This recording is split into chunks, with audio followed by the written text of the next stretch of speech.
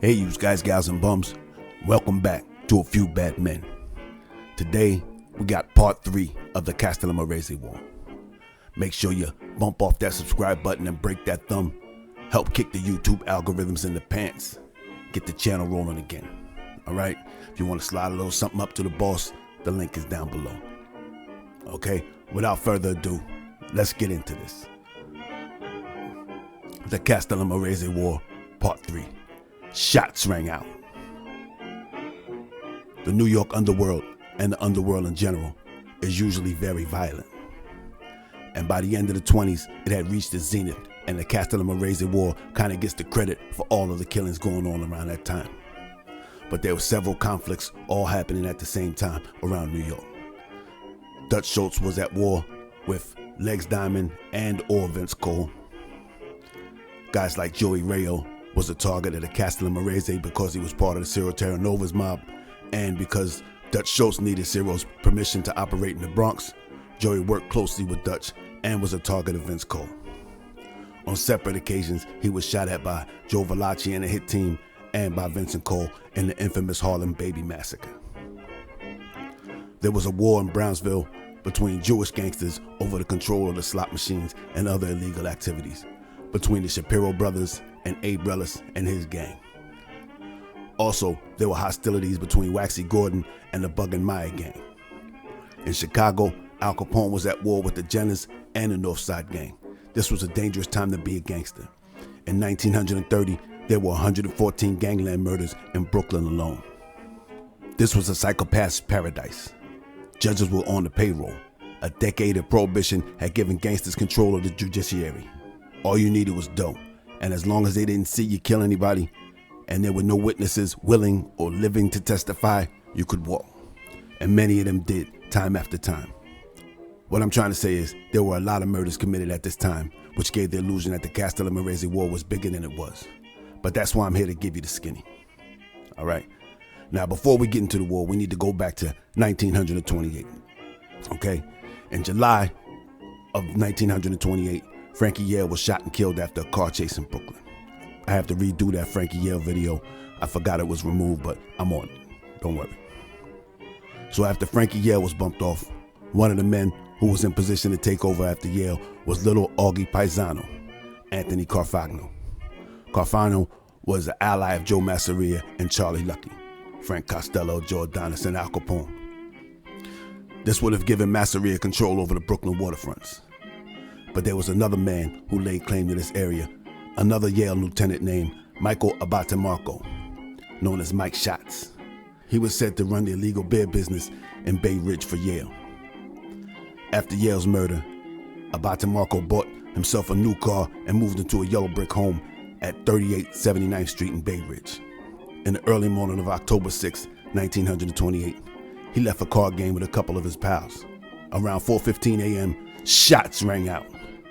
A witness heard shots and turned the corner just in time to see a man walking away from the car into a vacant lot. The police found a recently fired pistol in the lot, and they also found Abate-Marco slumped behind the wheel of his car with 4 bullet wounds in the face and neck. Masseria wasn't the only gangster who had his eyes on the waterfront. Toto D'Aquila attempted to claim the area for the Sicilians. 4 days later, 2 men shot him dead at the orders of Al Mineo, possibly Mineo himself. Mineo then aligned himself with Masseria. Now I have to clear something up about the last episode.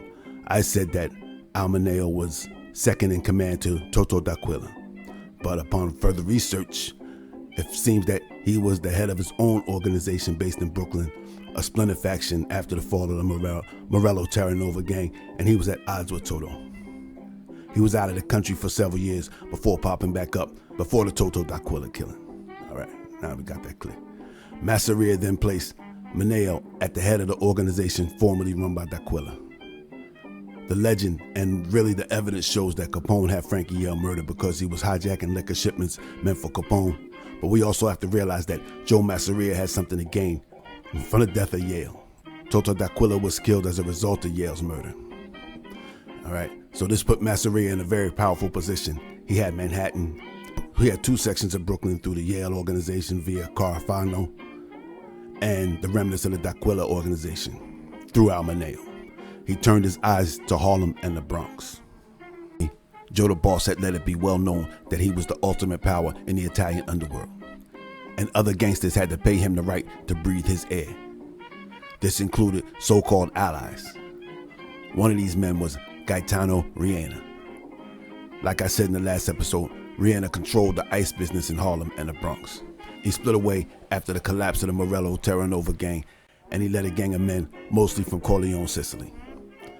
He took over the Bronx ice trade after the previous king of ice was murdered in 1928, a Jewish dealer named Jacob Stauffenberg. 3 Italian men were later convicted of the crime. After Masseria ascended to be the top gangster in New York, he began to demand money from other Italian gangsters. At first, Riena paid tribute to Joe, but when Joe demanded more, he began to align himself with Maranzano. Charlie Lucky said that once Masseria found out about Riena's descent, he told him to keep Riena with him. I don't care how you do it. But it seems like Charlie Lucky was a few steps ahead of all of the rest of the people in the conflict. You see, Charlie Lucky had business with one of the big men in the Riena organization, Tommy Lucchese. They were partners in the garment district, along with Louis Lepke. So Riena switching sides could hurt Charlie. Charlie decided that Riena had to go, and he put Vito Genovese on the hit. Riena was a married man, but he had a mistress, a widowed woman named Maria Ennis. Ennis lived in an apartment rented by Riena, and on February 26, 1930, Riena and Maria Ennis exited the apartment on Sheridan Avenue. As he was holding the door for his mistress, Vito Genovese appeared, and as Riena waved to greet him, shots rang out. Vito raised a double-barrel shotgun and let loose with both barrels. Riena dropped dead with 10 slugs in his chest. Vito tossed the shotgun into the gutter and escaped. Like he did with the D'Aquila gang, Masseria then placed Joe Penzolo, a former Black Hander and Morello gang member, as the new head of the Riena organization, keeping the organization under his thumb, or so he thought. Now, this is widely recognized as the start of the Castellamarese War, but it seems like Joe Masseria was in the process of taking over the entire ice business, because a few weeks later, another gangster in the ice trade was put on ice. Joseph Reggio, he too was shot outside of his girlfriend's house while getting into his car. Now, this is what I consider to be the first murder of the Castellamarese War. That's right here. Joseph Pereno, known as the Clutching Hand. Again, not to be confused with Giuseppe Morello, also known as the Clutching Hand. Like I said in episode 2, Pereno was the king of beer in Red Hook, or so he thought. Maybe he was stepping on the toes of the true inheritors of the Franchiere organization. Anyway, on March 27, 1930, he attended a meeting, possibly to iron out whatever differences he had with whoever he had them with. But what is known is that when he left the meeting, shots rang out. 3 slugs slammed into his heart, another 2 found the other side of his chest, and 1 lodged into his thigh. Who killed Pereno, we will never know. But Joe Florino was arrested for the murder. Florino was a close friend of Albert Anastasia, who was a major force on the South Brooklyn waterfronts at this time. Maybe Masseria was putting a squeeze on him too, and he bucked and paid the price. Anyway, Joe Profaci took over after Pereno. Joe Masseria was called Joe the Glutton by his enemies. It was said that he was sloppy and a pig, especially when eating. But the winners write the history books. They were right in one aspect. Joe was a glutton for power. He didn't just want to be boss of bosses in New York. He wanted to be boss of bosses in America. It seems his plan was to kill all the bosses who opposed him and replace them with men who pledged their allegiance to him.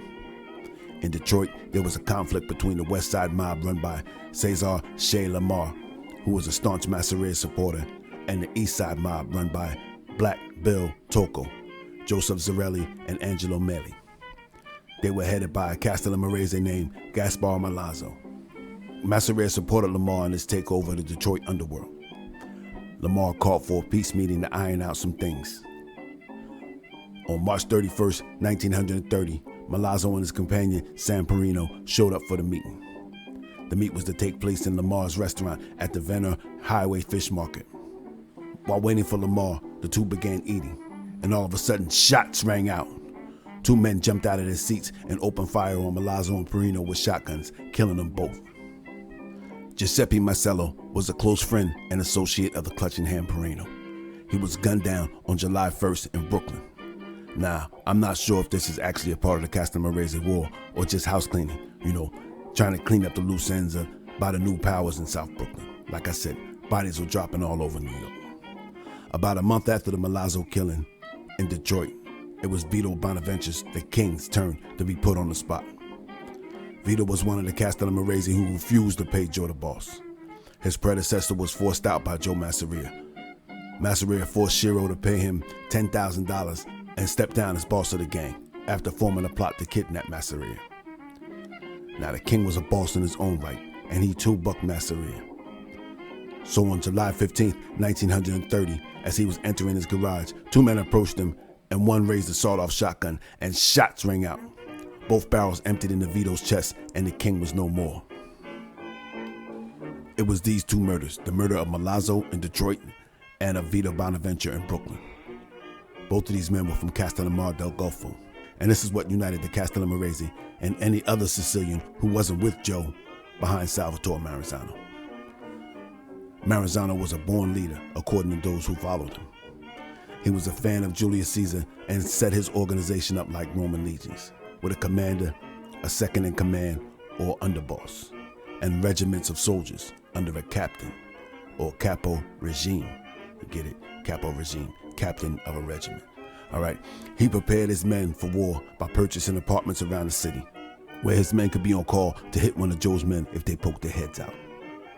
Maranzano realized that if he was going to win this war, he had to deal with one man, Giuseppe Morello, the Clutching Hand, the first boss of bosses. He was back from jail, and he was now counseling the new boss of bosses. According to Joe Bonanno, he was the real brains behind the war, and Maranzano felt that if they didn't get him early on before he changed his routines, he would go into hiding and run the war from some basement or something. Joe the Boss blamed Stefano Magaddino for the insolence and disrespect he felt the Castellamarese had shown him by not recognizing him as boss of bosses. Masseria summoned Magaddino to a meeting, but Magaddino claimed that an illness prevented him from showing. Next, a meeting was set up with Maranzano and Bonanno. The two showed up, but Masseria did not. Instead, it was Giuseppe Morello. Morello, not realizing that it was Maranzano, not Magaddino, who was running things, he urged them to persuade Magaddino to meet with Joe. And if anything were to break out between Joe and Magaddino, they would be going to war with him and not just Masseria. Maybe the old fox was still just that deadly, or just overconfident. They didn't wait to find out. On August 15th, 1930, Giuseppe Morello was in his Harlem office at 352 East 116th Street, along with two men, Joseph Pereno and his uncle Gaspar Parlaro, when two men burst into the office and shots rang out. Joseph Pereno was hit multiple times and either jumped or fell from the window. He would be found dead in the doorway below the office. His uncle Parlaro was hit but was able to make it downstairs before dying in the hospital. Morello was fatally wounded but was able to make it back to another room before being dealt the shots that would drop him for good. He laid on his back, choking on his own blood, at 63 years old, the first boss of bosses. Now, Mafia lore has it that Buster from Chicago killed Morello. Charlie Lucky says that he had Morello killed by Albert Anastasia and Frank Scalise. Now, to me, that makes no sense. To have a powerful member of your own gang killed, unless Charlie was playing the long game and had sights on both of these bosses eventually being removed. In that case, taking out Morello would make sense. But it seems more likely that Maranzano got caught up to him and took him out. All right. Now, I'll get the Buster from Chicago later on, probably in the next episode. After the Morello hit, Joe the Boss went into hiding. He rarely traveled, and when he did, it was in a bulletproof car full of armed bodyguards. When he was in hiding, he took another blow. With Morello gone and Joe the Boss in hiding, the Rihanna loyalists, led by Tommy Gagliano and Tommy Lucchese, began to plot the removal of their appointed boss, Joe Pinzolo. On September 5th, 1930, Pinzolo was in his office at 1457 Broadway in Manhattan. Guillermo Santucci, known as Bobby Doyle, a longtime Rihanna triggerman, pumped several slugs into Pinzolo. Joe Valachi would later say that Bobby Doyle told him that he got the break of his life. I caught him alone in the office. In a later sit-down with Masseria, Gagliano, and Lucchese, denied having anything to do with Ponzolo's murder, all the while they were in contact with Maranzano and had defected. Joe had lost parts of Harlem and the Bronx, and a whole lot of skilled gangsters to the other side. And Charlie had lost his connection with Lucchese, or did he? He now had an ally inside of his enemy's organization. Next, it seems like it's more housekeeping in South Brooklyn, when Carmine Pereno, son of the Clutching Hand, was gunned down as he walked down a Brooklyn street on October 6, 1930. The next to get it was a Maranzano ally named Pasquale Daria. Daria was an associate of Francesco Italiano, a capo in Maranzano's organization. And it seems like Italiano was the true target on October 11, 1930, when a sedan pulled alongside them as they walked down a Brooklyn street. Daria was peppered with pellets and laid stretched in the gutter. He died on the scene. Italiano was hit, but was able to stagger away. He was found a few blocks away, and he was taken to a hospital where he stayed for 2 weeks before making a full recovery. After the murder of Gaspar Milazzo in Detroit and the massacre of the Moran gang, his allies in Chicago, Joe Aiello made himself scarce in Chicago. He hid out in Buffalo under the protection of Stefano Magaddino. When Capone was arrested in Philadelphia and sentenced to a year, Aiello felt it was safe to return. He did so despite the advice of Magaddino and Maranzano. This was not a good decision because Capone returned in March of 1930. And on July 23rd, Capone gunmen caught up to an Aiello gunman named Peter Ashcan in Serio at his soda fountain and filled him full of lead. On September 30th, Aiello lost another bodyguard named Jack Costa to Capone buttonmen. On October 23rd, Joe Aiello was holed up in an apartment of an associate at 205 Colmore Avenue.